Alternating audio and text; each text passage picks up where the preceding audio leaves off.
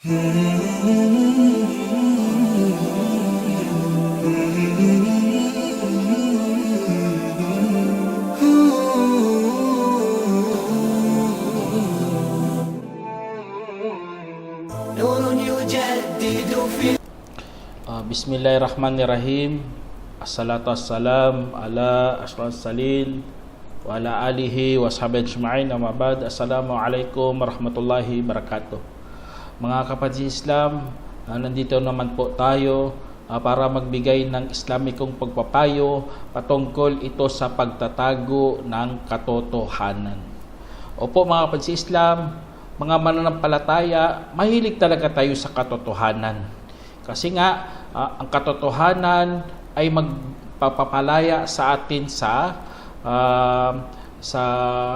kamangmangan o sa mga kalaswaan, sa kasamaan.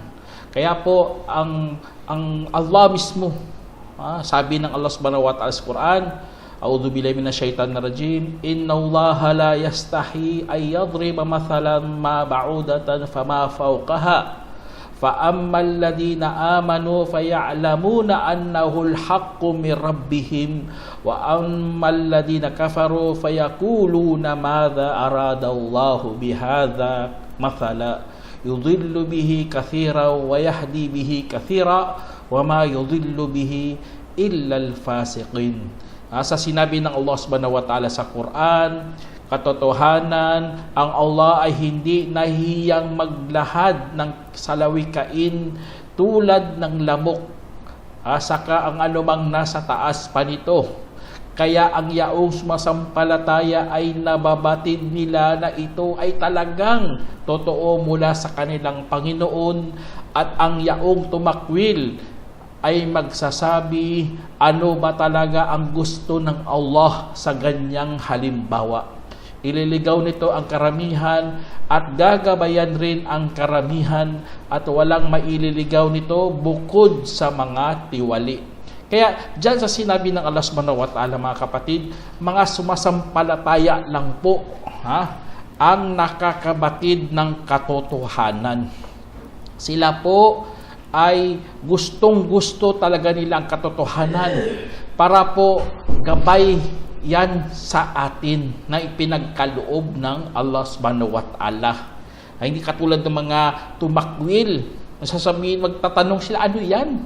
Hindi nila alam. Kaya tuloy, dahil sa kanilang pagtatakwil, ililigaw sila ng Allah Subhanahu wa Ta'ala. Kaya ang katotohanan ay nagiging parusa sa kanila. Alam naman natin, ang katotohanan ay mula kay Allah Subhanahu wa Ta'ala. Kung itatakwil mo yan, ay nakakatakot yan. Katulad ng sinabi rin ng Allah Subhanahu wa Ta'ala sa Quran, وَقُلِ الْحَقُّ مِنْ رَبِّكُمْ فَمَنْ شَاءَ فَلْيُؤْمِنْ وَمَنْ شَاءَ فَلْيَكْفُرْ إِنَّا أَعْتَدْنَا لِلظَّالِمِينَ نَارًا أَحَاطَ بِهِمْ سُرَادِقُهَا وَإِنْ يَسْتَغِيثُوا يُغَاثُوا بِمَاءٍ كَالْمُهْلِ يَشْوِي الْوُجُوهَ bi'sa syarabu wa sa'at murtafaqa. Ang sinabi ng Allah Subhanahu wa Ta'ala, sabihin mo. At iyong sabihin. Tinutukoy dito si Muhammad, sabi niya, katotohanan ay mula mismo sa iyong Panginoon. Kaya't ang sino mang may nais kung gayon ay maniwala. At ang sino mang may nais ay magtakwil. Tunay na aming ipinanda para sa mga mapag-api ang apoy na kung saan pinalibutan sila doon ng mga pader. At kung hihingi sila ng tulong, ay tutulungan sila ng tubig na gaya sa kumukulong langis na iniihaw ang mga mukha, kasuklam-suklam na inumin, at ito ay napakasamang pagsasamahan. Naudzubillah. Kaya ang katotohanan, mga kapatid, mula talaga yun kay Allah Subhanahu wa Ta'ala. Ay, hindi mo kaya itakwil yan. Hindi mo pwede sabihin na hindi totoo yan. Kasi nga, ang katotohanan, mga kapatid, ay walang pag-aalinlangan dyan. Kasi dumating talaga mula kay Allah Subhanahu wa Ta'ala. Gusto niya gagabayan ang kanilang mga alipin. Al-haqqu min rabbik fala takunanna minal mumtarin. Ang katotohanan ay mula mismo sa iyong Panginoon. Kaya't huwag ka talagang magiging kabilang sa mga mapag-alinlangan. Kaya binagbawalan talaga ang mahal natin Propeta Salam na mag-alinlangan sa katotohanan. Kapag dumating ang katotohanan, ay tanggapin mo yan. Ha? Kasi nga, nakakatakot talaga kapatid. Ngunit, mayroon namang gantimpala si Allah subhanahu wa ta'ala na matatanggap kapag ikaw ay tinanggap mo ng buong puso o kaya taos puso ang katotohanan. Allahu Akbar. Yan ang mga katangian kasi yun ng mga mananampalataya na tinatanggap nila ang katotohanan. Katulad ng sinabi ng Allah subhanahu wa ta'ala, at bakit hindi maniniwala kay Allah? Ha? At sa anumang dumating sa amin mula sa katotohanan, at aming hangarin na sana ipapasukin kami ng aming Panginoon kasama ng mga matutuwid. Kaya gantimpalaan sila ng Allah dahil sa kanilang mga sinasabi ng mga halamanang meron doong umaagos mula sa ilalim ng mga ilog na kung saan habang buhay sila doon. At iyan ang kabayaran sa mga nagpapakabuti. Kaya kapag ikaw mga kapatid, bakit hindi tayo maniwala? Totoo yan. Totohanan yan mula kay Allah subhanahu wa ta'ala. Ngunit mga kapatid, meron ding mga pagkakataon na merong nagtatago ng katotohanan. Alam naman natin ang katotohanan mga kapatid ay mga sinasadyang hindi pagsabi ng buong katotohanan. Hindi mo pagsabi kasi tinatago mo eh.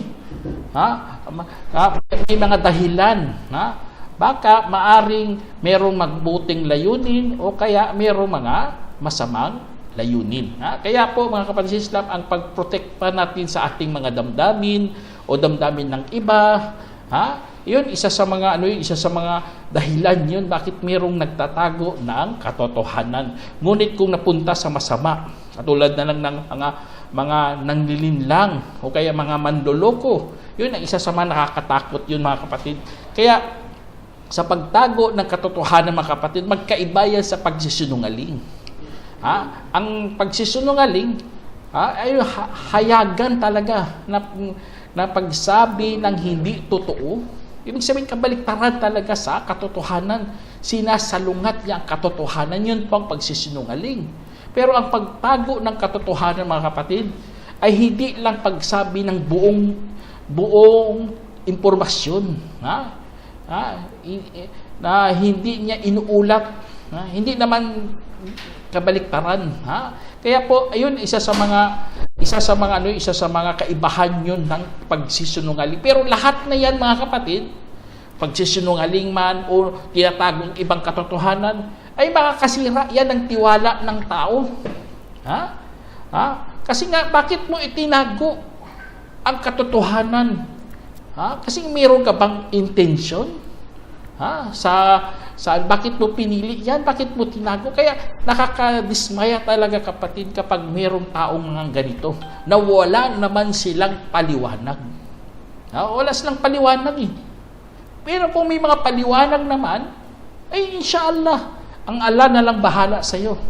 Katulad sa pamilya, ang isang anak, tinago niya ang kanyang problema sa kanyang mga magulang. Tinago niyang katotohanan para hindi sila mabahala. Subhanallah. Yun. Inshallah mga kapatid, may mga ibang dahilan talaga.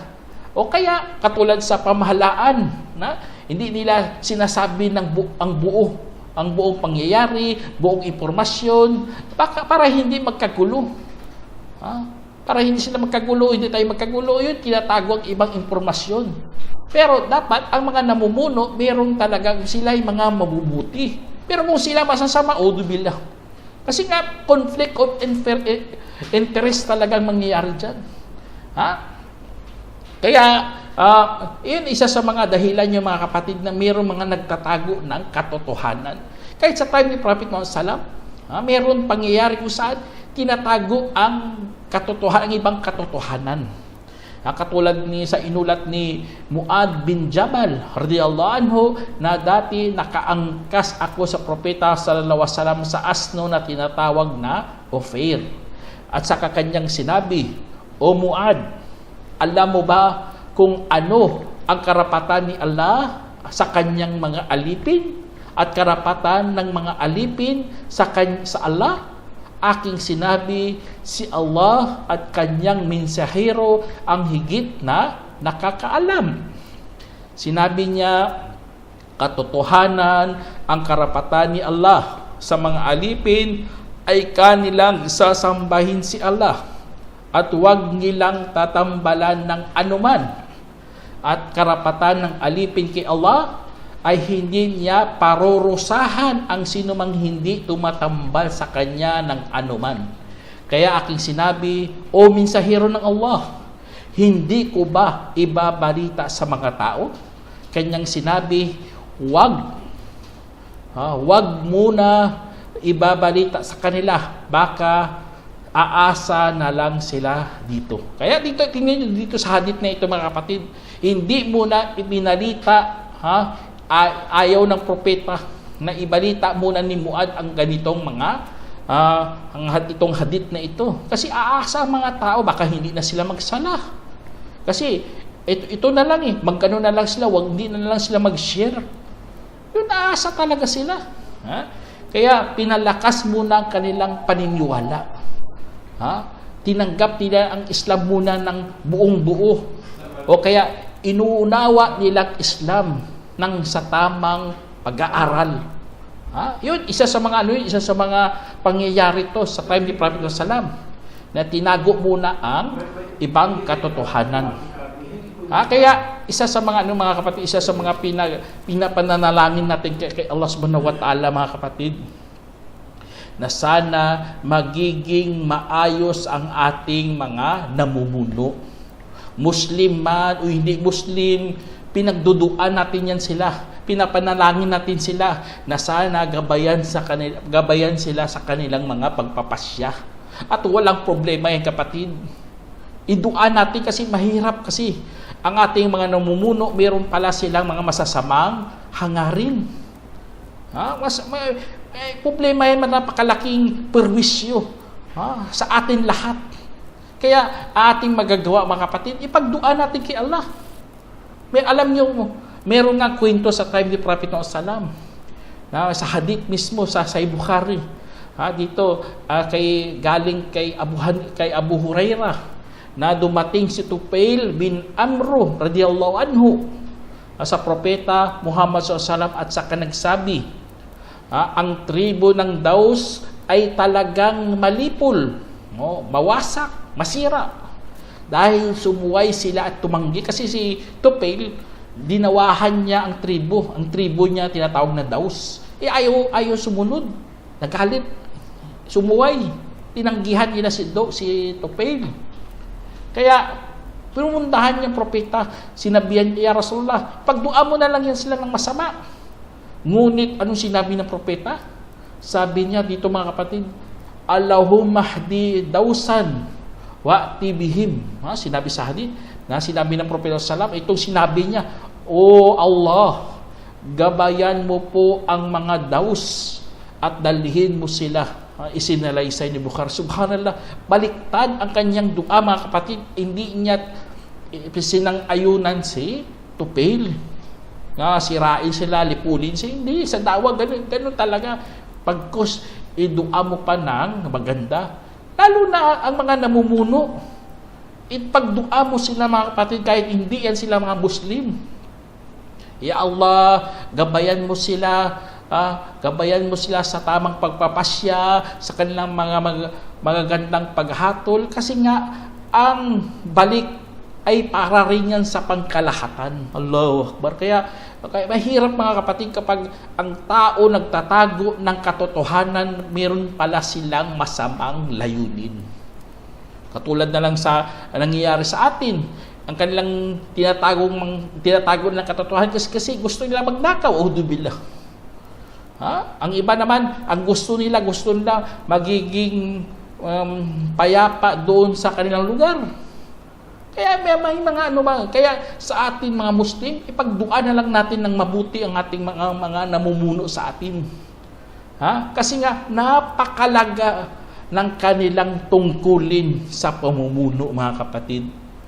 Kasi diyan yan nabubunyag ang katotohanan, o kaya minsan tinatago nila ang katotohanan. Kaya ipanalangin ng maayos ang mga namumuno, mga kapatid. Kaya meron nga dito sa kwento ni Imam Ahmad. Si Imam Ahmad, isa sa mga pinakakilalang imam to.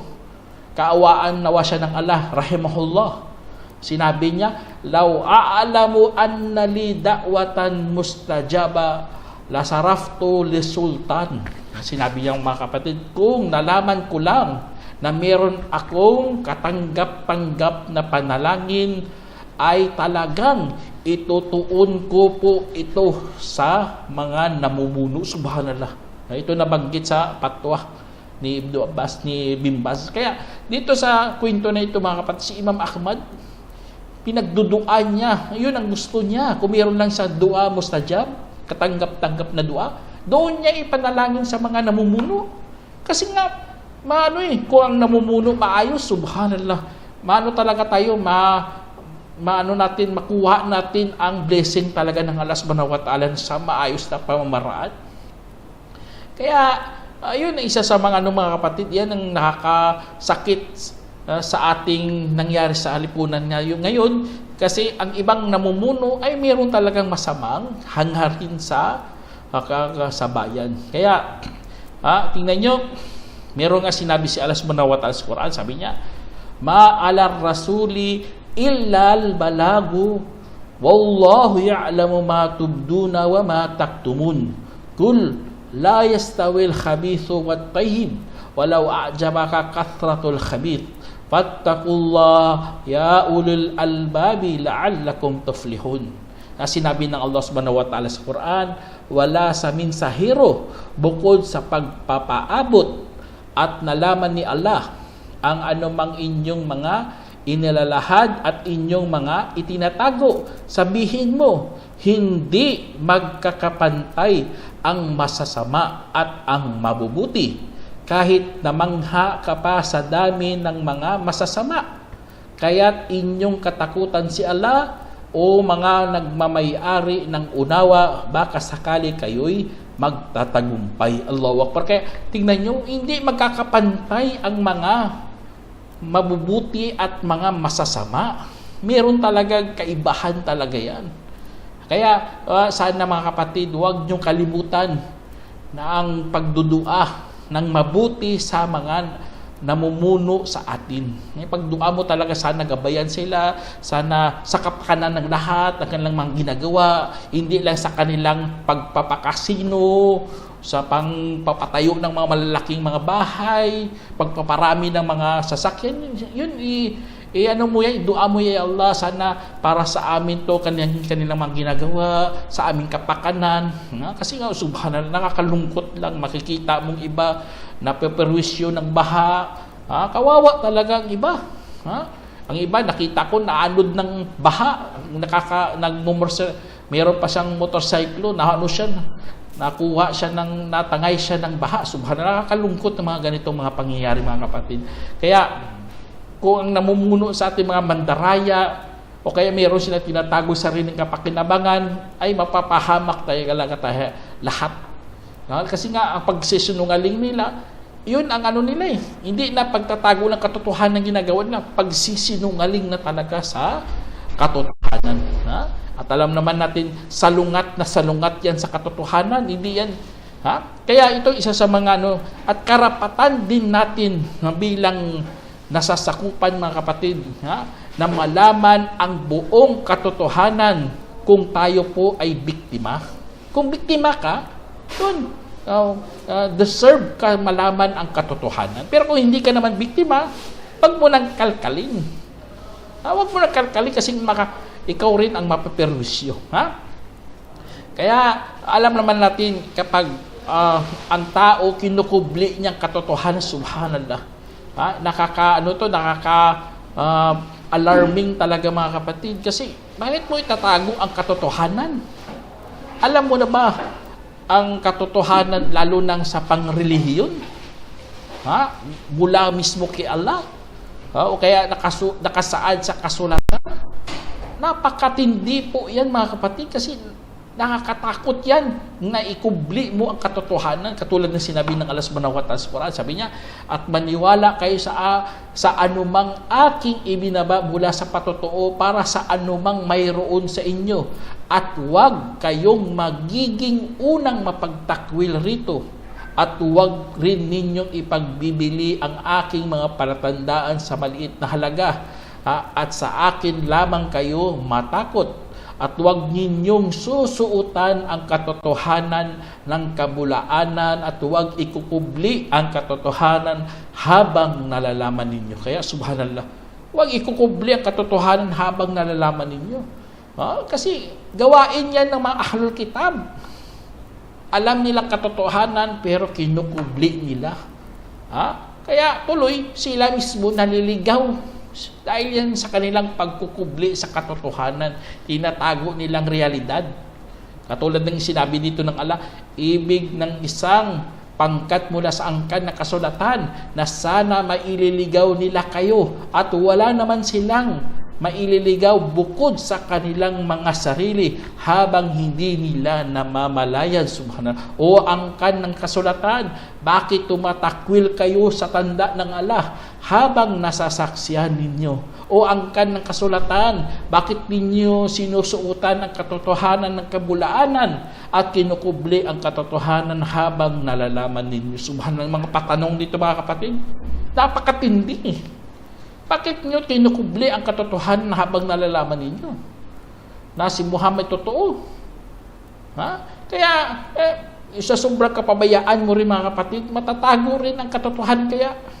Kaya pag-ingat kayo, huwag kayong sobrang pabaya sa reliyong Islam. Baka magaya tayo sa mga ahlul kitab.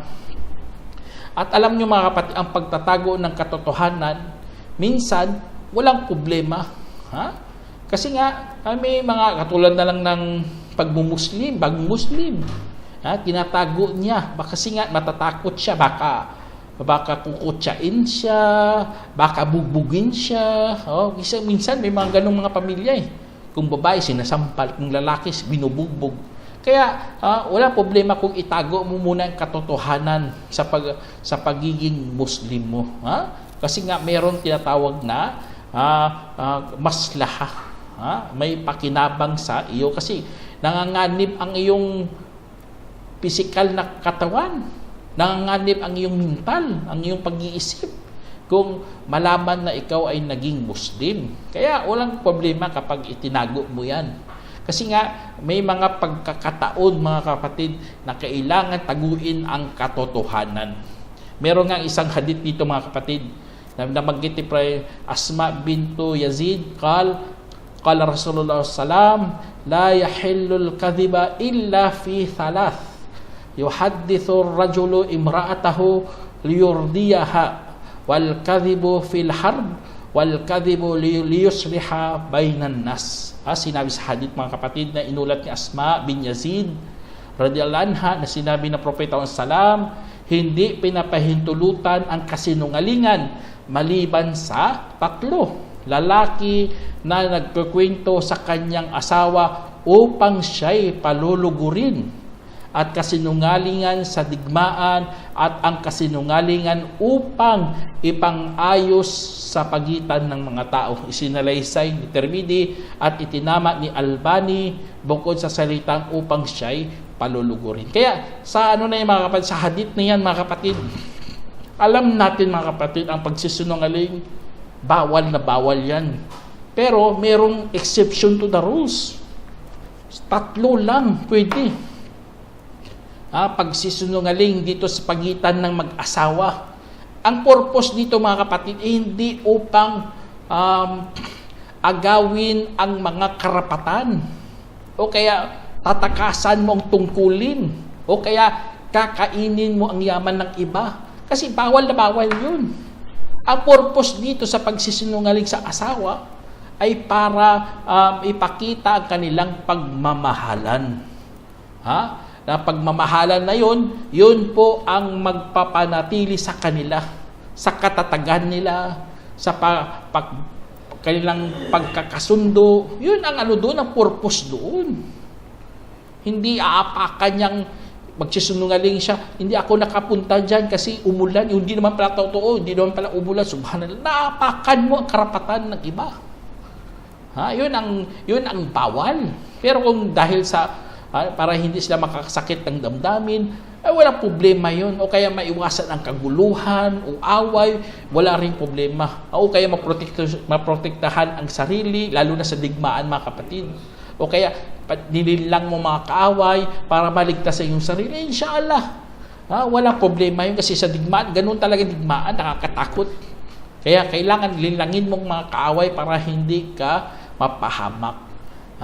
O kaya sa pag-aayos ng mga tao ay kailangan din yun kasi ang purpose doon ay matindi ang makuhang makpakinabang. Allahu Akbar. Kaya yun isa sa mga pinamagandang turo ng Islam, ang hadith na yun, mga kapatid, na gamit sa atin sa pagtatago ng katotohanan kung meron ka namang kinalaman. Pero kung wala ka namang kinalaman, kapatid, kung wala kang kinalaman sa mga pagtatago ng katotohanan, inshallah, wag mo nang hukayin yan. Kasi nga, mayroong isang hadith dito, sabi dito, min husnil islamil mar'i tarkuhu ma la ya'nihi. Sabi dito na inulat ni Abu Hurairah, sinabi ng salam, isa sa mga kabutihan ng pagka-Islam ng isang tao ay pag-iwan niya sa anumang wala naman siyang kinalaman. Kung wala kang kinalaman, bakit mo pa hukain yan? Nakatago na nga eh. Kaya isa sa mga mga kapatid, yan isa sa mga pinakamagandang turo din ng Islam. Huwag ka na maghukay-hukay dyan para malaman mo totoo. Wala ka namang kinalaman dyan. Yung dating mo, chismuso ka eh. O ano pa. Kaya ang mga positibong dahilan, mga kapatid, bakit nagtatago ang iba ng katotohanan? Kasi nga proteksyon. Proteksyonan niya para hindi siya makasakit ng damdamin, o kaya baka lumala ang mga sitwasyon. Yun. O kaya kaligtasan din minsan para maiwasan ang panganib. Kaya iyan isa sa mga at minsan bilang respeto na rin. Kasi nga example, may mga pribado tayo bawat isa. Tinatago natin ang katotohanan para maging private na ang kanyang buhay. Yun na isa sa mga pinakamagandang kasi nga hindi naman lahat ng nating mga narinig ikakwento mo eh. Yun? Isa sa mga kasinungalingan yun. Ikuwento mo lahat mong narinig. Alam niyo, mayroong isang hadith dito si Prophet Sallam, sabi niya na sapat na sa tao ang kasinungalingan kung ikikwento ang lahat niyang naririnig. Kaya lahat mo narinig, ikukwento mo. Yan, isa sa mga nakakatakot kasi may mga dagdag bawas, malalagyan mo pa ng kasinungalingan. Kaya yun ay isa sa mga kailangan minsan tataguin din natin ang katotohanan. Pero may mga tao kasi tinatago kasi meron silang mga hidden agenda. Alam nyo, kapag ganun ka, kapatid, mawawalan na ng tiwala ang mga tao. O kaya ikaw rin ang mananagot.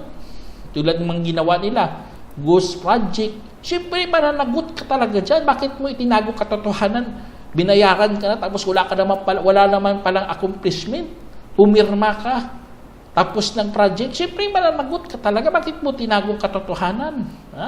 Kaya tuloy, guilty ka. Makonsensya ka. Kasi nga, nawalan ka ng hiya.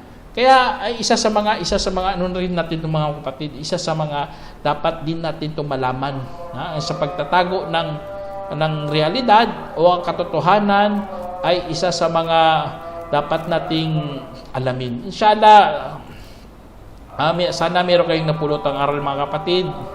Hanggang dito na lang. Assalamualaikum warahmatullahi wabarakatuh. جمعية الدعوة نور، الدعوة للجميع.